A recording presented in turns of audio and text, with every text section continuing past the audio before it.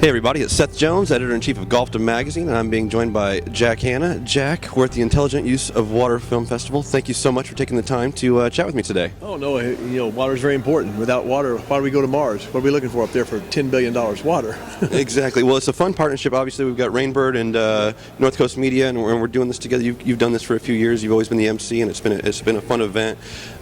I've talked to you a couple times, and I know you kind of have a couple of connections to golf, though you're not a golfer. Can you kind of tell me a little bit about that? Yeah, it's funny. I was raised in Tennessee on a farm, and my dad loved golf. He was captain at Vanderbilt in football and basketball, so he was a very good athlete. But I just didn't. I was always with the animals. Never had time to do that. Even at the Columbus Zoo right now, we have the Safari Golf Club, which, by the way, yesterday was voted the #1 golf course in Columbus and Franklin County, Ohio, which is a lot of golf courses there. Yeah. I'm not talking about the Muirfield. These are public courses. Okay. But I do intend to take up golf someday. I really would like to, but I did live on the 10th hole at Muirfield for 22 years. I never played golf. I lived there because, I can walk the course. I know more about the course than the golfers. I know where the animals are. I know where all the traps are. I'm going to say pits. I know where all that stuff is. But the Nicholas family are great conservationists, and when they design their courses. And I'm not just saying this. I don't have anything to do with anything. But I'm not a member, like I said. Well, I'm a member of Muirfield. But the point is that the water is important. There wouldn't be golf courses without water. In the story, and a lot of animals, believe it or not. Some people say, "Oh, a golf course is coming in." I love it when a golf course goes in around my neighborhood, because what's that do?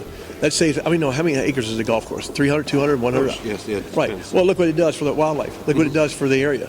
Bring in more people, fine. But have a golf course is the greatest thing for conservation.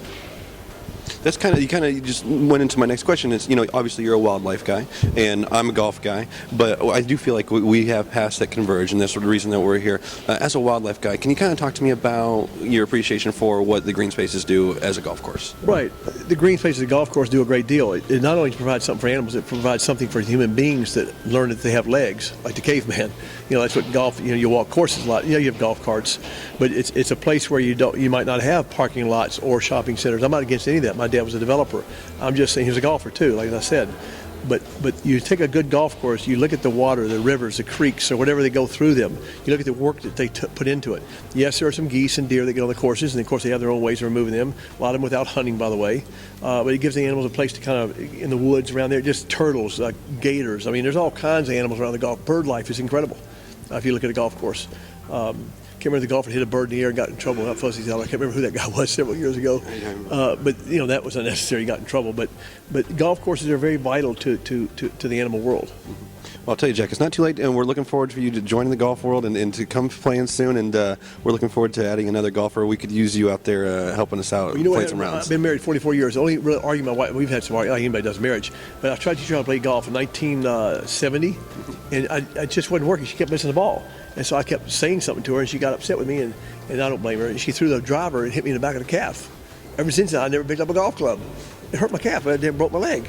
But you haven't heard that before, have you? I'm sure. I've not heard that story before. Now, that could probably scare away anyway from golf, but we'll get you back, okay? All right. Well, Jack, thank you so much for your time and your energy and supporting Intelligent Use of Water and Rainbird and North Coast Media, which is the owning company of Golfdom and our sister publication, Landscape Management. We're having a great time here in Beverly Hills, and like I said, this is Jack Hanna. You guys know him, and some of you know me. I'm Seth Jones with Golfdom Magazine. You're watching. Tell David Faraday he doesn't know anything about animals. He did a special at my zoo and almost put me in the bottom. David Faraday's trouble. I really don't mess with that guy. He's a friend of mine, but I don't tell him anything. You can't. You can. I'll say that Jack said, okay? All right. Thanks for watching, guys.